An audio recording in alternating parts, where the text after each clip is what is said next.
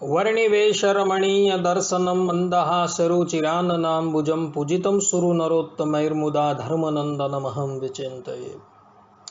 असतो मा षड्गमय तमसो मा ज्योतिर्गमय मृत्युर्मा अमृतं गमयः।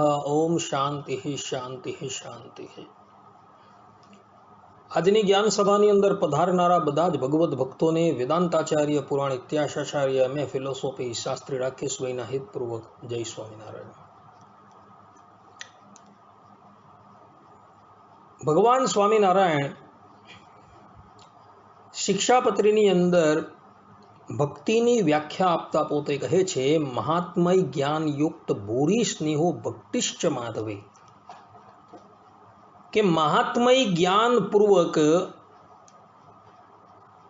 શ્રી કૃષ્ણ ભગવાનને વિશે જે ઘણો સ્નેહ તેને ભક્તિ કહેવાય છે। હવે આની અંદર મહાત્મય એટલે શું? સાહજિક રીતે કોઈ પણ વ્યક્તિને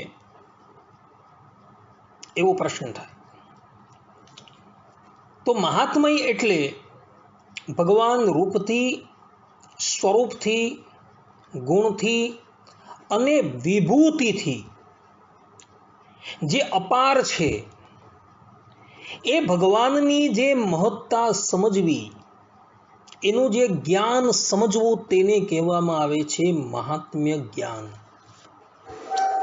અર્થાત પરબ્રહ્મ પરમાત્મા જે છે એના ગુણો છે, એમની વિભૂતિ છે, એમનું સ્વરૂપ છે, એમનું રૂપ છે, એને વેદો જે છે તે નેતિ નેતિ કરીને વિરામ આપી જાય છે કે આનો કોઈ અંત નથી।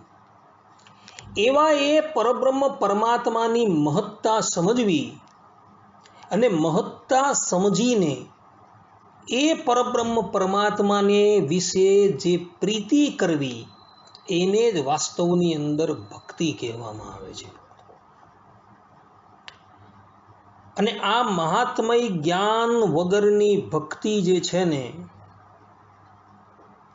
એ મૂઢપણાની ભક્તિ કહેવાય છે ને એવી ભક્તિ જે છે એ બહુ શોભતી નથી ભક્તો ને એટલે જ માટે ભક્તિની વ્યાખ્યા આપતા થકા ભગવાને મહાત્મય જ્ઞાન યુગ ભૂરી સ્નેહો ભક્તિશ્ચ માધવે આમ કહ્યું છે।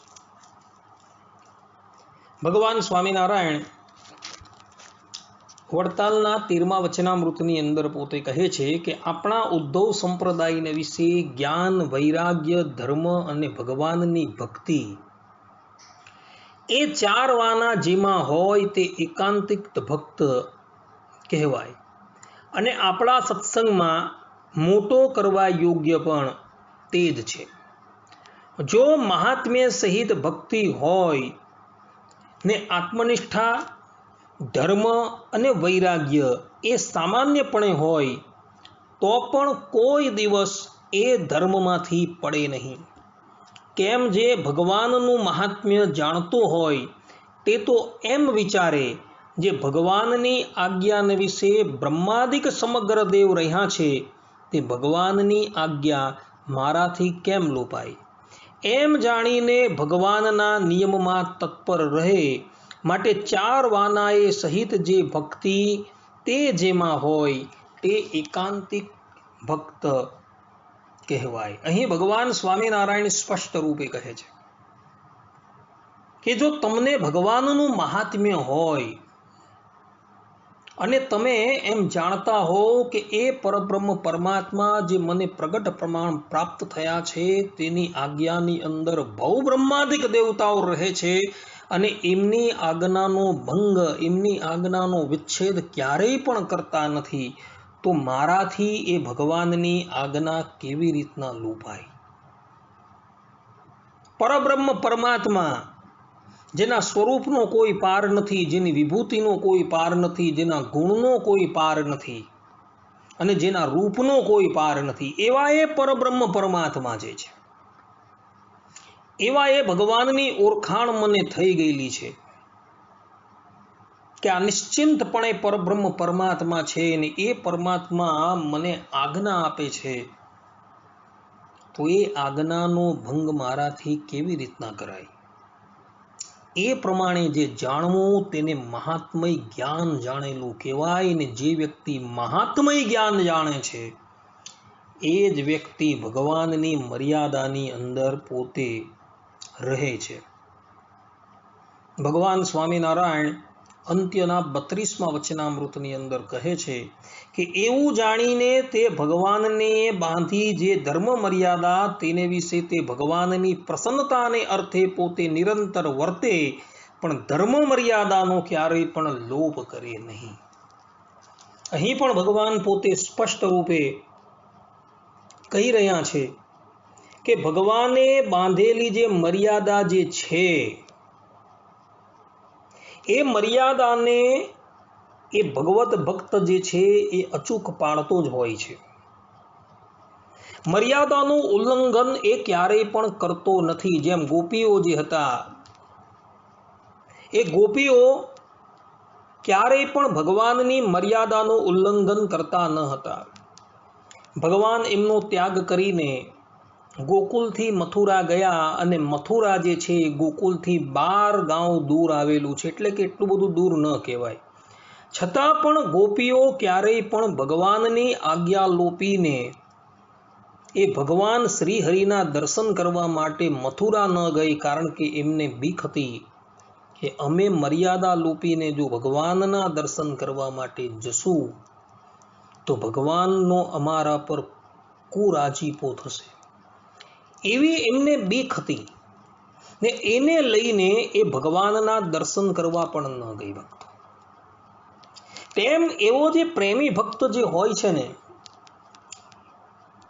એ પણ શાસ્ત્રોની અંદર જે મર્યાદા બતાવેલી છે, અર્થાત કે પરબ્રહ્મ પરમાત્માએ જે મર્યાદાઓ બતાવેલી છે એ મર્યાદાનું એ અચૂક પાલન કરતો હોય છે. કારણ કે એને ભીત્તિ હોય છે કે આજ્ઞા વિચ્છેદી મમ દ્રોહી, કે ભગવદ આજ્ઞાનો જો આપણે ભંગ કરશું તો આપણે ભગવાનના દ્રોહી કહેવાશું. એટલે એવો એ ભક્ત જે છે એ ભગવાનની મર્યાદાની અંદર રહે છે અને ક્યારેય પણ મર્યાદાનું ઉલ્લંઘન કરતો નથી. અને જે વ્યક્તિ ભગવાનની મર્યાદાની અંદર રહે છે તેના પર ભગવાનની પ્રસન્નતા અવશ્ય થાય છે ને થાય છે. પદ્મપુરાણ પાતાલ ખંડની અંદર સત્સંગી જીવનના 4th પ્રકરણના 52મા અધ્યાયની અંદર શિક્ષાપત્રી અર્થ દીપિકા શ્લોક 56ની અંદર શાંડિલ્ય સૂત્ર ભાષ્ય 2.2.15ની અંદર ભગવાન વેદવ્યાસજી, પરબ્રહ્મ પરમાત્મા ભગવાન સ્વામિનારાયણ અને સતાનંદ સ્વામી ભગવાનના ભક્ત જે છે એ ભગવત મંદિરની અંદર તથા ભગવત ભક્તિની અંદર જે 32 પ્રકારના અપરાધો કરે છે એ અપરાધોનું વિગતવાર વર્ણન કરે છે. આપણે બધા એક પછી એક 32માંથી 21 અપરાધની ચર્ચાઓ જે છે એ કરી ચૂકેલા છે. આજે આપણે 22મા અપરાધની ચર્ચા કરીએ. તો ભગવાન સ્વામિનારાયણ અને ભગવાન વેદવ્યાસજી પોતે કહે છે કે ભગવાનના મંદિરમાં સ્ત્રીનો સ્પર્શ કરવો એ અપરાધ છે. જો ભક્તો આ અપરાધ જે છે એ બધા પાછો સ્મરણ કરો કે ભગવાનના મંદિરમાં સ્ત્રીઓનો સ્પર્શ કરવો એ અપરાધ છે. કારણ કે સ્ત્રી જે છે એ અગ્નિ સમાન છે અને પુરુષ જે છે એ ઘૃત સમાન છે. અગ્નિની પાસે ઘૃતને એટલે કે ઘીને લઈ જવામાં આવે તો ઘીની ઈચ્છા ન હોવા છતાં પણ એ પોતાના તરલ ભાવને પ્રાપ્ત થઈ જાય છે, એ પીગળી જાય છે. તે જ પ્રમાણે કોઈ પણ પુરુષ હોય અને ગમે એટલો ધૈર્યવાન હોય, એક શ્રીમન નારાયણને બાદ કરતા મૂળજી બ્રહ્મચારી છે, નિષ્કુળાનંદ સ્વામી છે, એવા જે મહાન ભાગવતો છે એને બાદ કરતા બીજા કોઈ પણ પ્રાકૃત પુરુષ હોય એ જેવા સ્ત્રીના સંપર્કની અંદર આવે ને, એટલે જે પ્રમાણે ઘૃત જે છે એ અગ્નિ પાસે જવાથી એ પીગળવા માંડે છે, તે જ પ્રમાણે એ ભક્ત પણ સ્ત્રીના સંપર્કમાં આવવાથી એના મનની અંદર પણ જગત સંબંધી જે તરંગો જે છે એ સ્ફુરવા માંડે છે ને એ વ્યક્તિ જે સ્ત્રીના સંપર્કની અંદર આવેલો હોય છે, એ વ્યક્તિ આજે નહીં તો કાલે પોતાની સ્થિતિ પરથી અવશ્ય ચલાયમાન થાય ને થાય છે. એટલે અનાદિથી જ શાસ્ત્રકારોએ આ મર્યાદા બાંધી દીધી છે કે ભગવાનના મંદિરની અંદર ક્યારેય પણ સ્ત્રીએ પુરુષનો અને પુરુષોએ સ્ત્રીનો સ્પર્શ કરવો જ નહીં. આ મર્યાદા ભગવાન સ્વામિનારાયણે નથી બાંધી, પરંતુ અનાદિકાળની આ મર્યાદા છે. કારણ કે પુરાણ સાહિત્ય અનાદિનું છે. ભગવાન વેદવ્યાસજી તો કેવલ એને પ્રકાશમાં લાવેલા છે.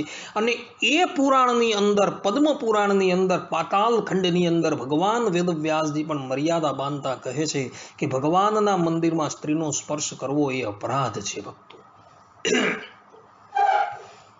ભગવાન સ્વામિનારાયણ પણ પોતાના હસ્તે લખેલી શિક્ષાપત્રીની અંદર આ જ મર્યાદા બાંધતા પોતે પોતાના આશ્રિતોને ઉપદેશ આપતા થકા પોતે કહે છે કે ઉત્સવા હેસુ નિત્યમ છ કૃષ્ણ મંદિરમાં ગતૈ પુંભિ સ્પૃશ્યાન વનિતા તત્ર તાભિશ્ચ પુરુષાઃ. અર્થાત અને ઉત્સવના દિવસને વિશે તથા નિત્ય પ્રત્યે શ્રી કૃષ્ણના મંદિરમાં આવ્યા એવા જે સત્સંગી પુરુષ, તેમણે તે મંદિરને વિશે સ્ત્રીનો સ્પર્શ ન કરવો તથા સ્ત્રીઓ તેમણે પુરુષનો સ્પર્શ ન કરવો અને મંદિરમાંથી નિસર્યા પછી પોતપોતાની રીતે વર્તવું. આ પ્રમાણે ભગવાન સ્વામિનારાયણ પોતાના ભક્તોને આજ્ઞા આપે છે. એટલે નિત્ય દર્શન કરવા જઈએ ત્યારે કે મહાપૂજા, મુકુટોત્સવ, જન્માષ્ટમી આદિ ઉત્સવના પ્રસંગોએ પણ ભગવાનના મંદિરમાં જઈએ ત્યારે ત્યાં ગૃહસ્થ પુરુષોએ જાણી જોઈને સધવા સ્ત્રીઓને કે વિધવા સ્ત્રીઓને ક્યારેય પણ સ્પર્શ કરવો જ નહીં. અને એમાં પણ જે વિધવા વનિતાઓ છે તેના સ્પર્શથી તો મંદિરમાં અને બહાર બંને જગ્યાએ પુરુષોએ દૂર જ રહેવાનું છે. ભગવાનના મંદિરની અંદર તો દૂર રહેવાનું છે, જગતની અંદર પણ વિધવા વનિતાના સ્પર્શથી ગ્રહસ્થએ તો દૂર જ રહેવાનું છે. ત્યાગી, બ્રહ્મચારી બધાએ જ. મંદિરની અંદર સ્ત્રીનો સ્પર્શ કરવાથી મનુષ્યનું મન જે છે એ કામ વિકારને પામી ન જાય, એટલે માટે શાસ્ત્રકારોએ સ્ત્રીઓ અને પુરુષોને વચ્ચે આ મર્યાદા સ્થાપિત કરેલી છે કે મંદિરમાં જ્યારે તમે આવો ત્યારે તમે એકબીજાથી હંમેશા દૂર જ રહેવું. કારણ કે અન્ય ક્ષેત્રે કૃતમ પાપમ તીર્થક્ષેત્રે વિનશ્યતિ, તીર્થક્ષેત્રે કૃતમ પાપમ વજ્રલેપો ભવિષ્યતિ. કે અન્ય સ્થાન જે છે, અર્થાત કે જગતના જે અન્ય સ્થાન છે ત્યાં જઈને તમે પાપ કરો તો એ પાપ તમારું તીર્થમાં ત્યારે તમે જાઓ ત્યારે એ તીર્થમાં જવાથી એ પાપ દૂર થઈ જાય છે. પરંતુ તીર્થમાં જઈને તમે કોઈ પાપ કરો તો એ પાપ જે છે એ વજ્રલેપ થઈ જાય છે. જે જગ્યાએ આપણે આપણી આસક્તિઓ, આપણે આપણી વાસનાઓ તોડવા માટે આવેલા હોઈએ અને એ જ સ્થાનકની અંદર આપણે પરનારીને જોઈને પોતાના મનની અંદર કુભાવ લાવીએ, અથવા તો પરસ્ત્રી જે છે એ પરપુરુષને જોઈને પોતાના મનની અંદર કુભાવ લાવે, તો એ પાપ જે છે એ વજ્રલેપ થઈ જાય છે. અને પછી તમે એના ગમે એટલા પ્રાયશ્ચિત કરો તો એ પ્રાયશ્ચિતથી એ પાપ જે છે એ ક્યારેય પણ દૂર થતું નથી. એ તમારે ભોગવ્યે જ છૂટકો છે. એટલે જ માટે નારદ મુનિ પોતે કહી રહ્યા છે કે વાસનાથી દૂષિત મનવાળો જે પુરુષ ભગવાનના મંદિરમાં પરસ્ત્રીઓના અંગોનો સ્પર્શ કરે છે અને વારંવાર સ્ત્રીઓના મુખ સામું જોઈ રહે છે તો તે માણસ ઘણો દુષ્ટ છે અને તેનો વિનાશ થાય છે. અર્થાત વિનાશ થવો એટલે કે એનો દેહપાત થઈ જાય, પછી એ નારકીય યોનિને પ્રાપ્ત થાય છે અને આ લોકની અંદર પણ એ વ્યક્તિને અપયશની પ્રાપ્તિ થાય છે. નારદજી નારદ સ્મૃતિની અંદર આ વાત કહી રહ્યા છે. હવે નારદ સ્મૃતિ ક્યારે લખાયેલી છે એ વિચારો, નારદજીનો કાળ વિચારો. આ વાત જે છે એ એકાકી સ્વામિનારાયણ મંદિરોની અંદર જ પાળવાની છે એવું નથી. આ મર્યાદા દરેક મંદિરોની અંદર પાળવાની છે ભક્તો. કારણ કે પદ્મપુરાણના પાતાળ ખંડની અંદર ભગવાન વેદવ્યાસજી પોતે આ વાત લખે છે ને આ જ વાત નારદજી છે જે નારદ સ્મૃતિની અંદર પણ પોતે લખે છે. એટલે કે મંદિરની અંદર, તીર્થની અંદર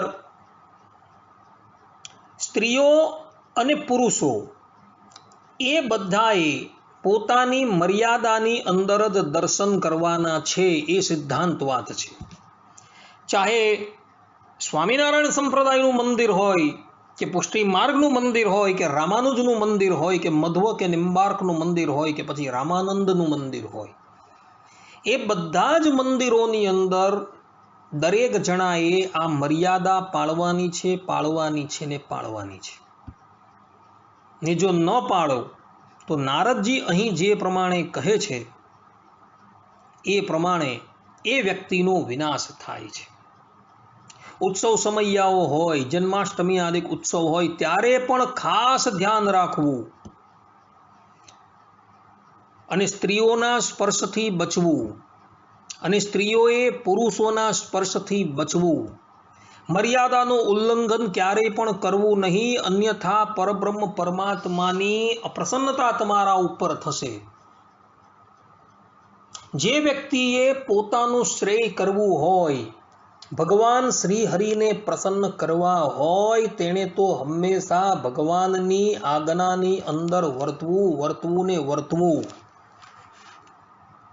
કારણ કે પરબ્રહ્મ પરમાત્મા જે છે એ પોતાની આજ્ઞાની અંદર વર્તનારા જે ભગવત ભક્ત જે છે તેના પર જેટલા પ્રસન્ન થાય છે એટલા બીજા કોઈની ઉપર ભગવાન પોતે થતા નથી ભક્તો. અને જે વ્યક્તિ આ ભગવત આજ્ઞાનો ભંગ કરે છે એના પર તો ભગવાનની અતિશય અપ્રસન્નતા થાય છે.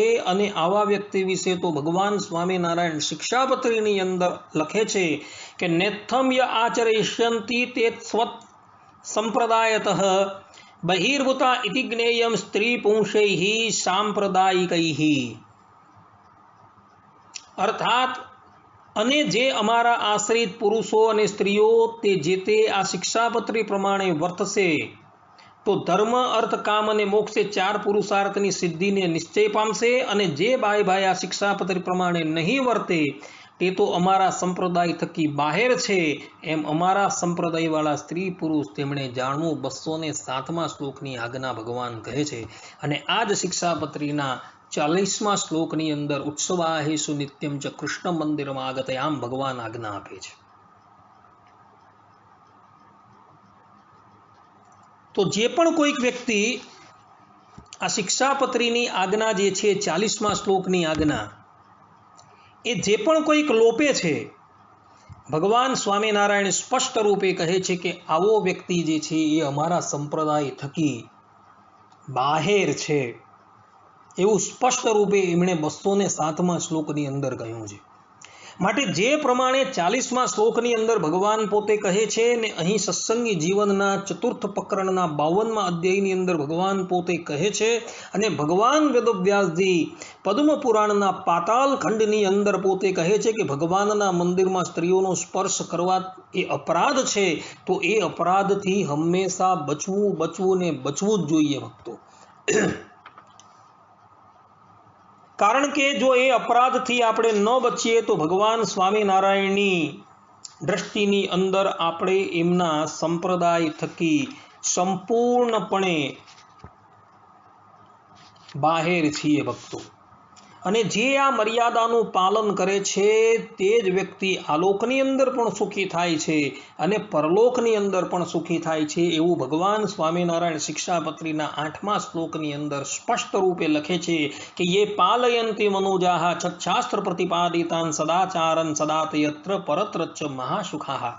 અર્થાત કે શ્રીમદ ભાગવત પુરાણ આદિક શબ્દ લખેલો છે એટલે બીજા બધા જ ગ્રહણ કરી લેવા. જે છચ્છાસ્ત્ર તેમણે જીવના કલ્યાણને અર્થે પ્રતિપાદન કર્યા એવા જે અહિંસાની સાથે બીજા ધર્મો પણ લઈ લેવા. આદિક સદાચાર તેમને જે મનુષ્ય પાળે છે તે મનુષ્ય જે તે આલોક ને પરલોકને વિશે મહાસુખીઓ થાય છે. ભગવાન સ્પષ્ટ રૂપે કહે છે કે આ જે મર્યાદા જે છે તેને જે પાળે છે તે આલોક અને પરલોકની અંદર સુખી થાય છે. અને નારદજી પોતે નારદ સ્મૃતિની અંદર કહે છે કે જે વ્યક્તિઓ ભગવત મંદિરમાં આવીને સ્ત્રીઓનો સ્પર્શ કરે છે અને સ્ત્રીઓ પુરુષનો સ્પર્શ કરે છે એ બંને લોકો જે છે વિનાશને પામી જાય છે. એટલે તમારે આલોક અને પરલોકની અંદર સુખી થવું હોય, પરલોકની અંદર શ્રેષ્ઠ ગતિની પ્રાપ્તિ કરવી હોય અને આ લોકની અંદર કીર્તિની પ્રાપ્તિ કરવી હોય ને આ લોકમાં સુખી પણ થવું હોય તો આ 22મા શ્લોકની અંદર જે ભગવાન સ્વામિનારાયણ અને ભગવાન વેદવ્યાસજી જે આજ્ઞા કરે છે કે ભગવાનના મંદિરમાં સ્ત્રીનો સ્પર્શ કરવો એ અપરાધ છે તો એ અપરાધથી ભક્તો હંમેશા દૂર રહેજો. શિક્ષાપત્રીની અંદર ભગવાને 40મા શ્લોકની અંદર ઉત્સવાહેષુ નિત્યમ ચ કૃષ્ણ મંદિરમાં આગતૈ પુંબે સ્પૃશ્યાન વનિતઃ તત્ર તાભિશ્ચ પુરુષા. આ 40મા શ્લોકની આજ્ઞા જે છે તેને પણ ખબરદાર થઈને તમે પાળશો તો તમે બધા જે છે ભગવાનની પ્રસન્નતા પ્રાપ્ત કરશો. અન્યથા ભગવાનનો કુરાજીપો તમે પ્રાપ્ત કરશો. આટલું કહીને મારા પ્રવચનને અહીં હું વિરામ આપું છું. સર્વે સંતો નિરામયઃ, સર્વે સુખીનો ભવન્તુ, સર્વે ભદ્રાણી પશ્યન્તુ, મા કશ્ચિત દુઃખ ભાગ ભવેત. અસ્તુ. જય સ્વામી.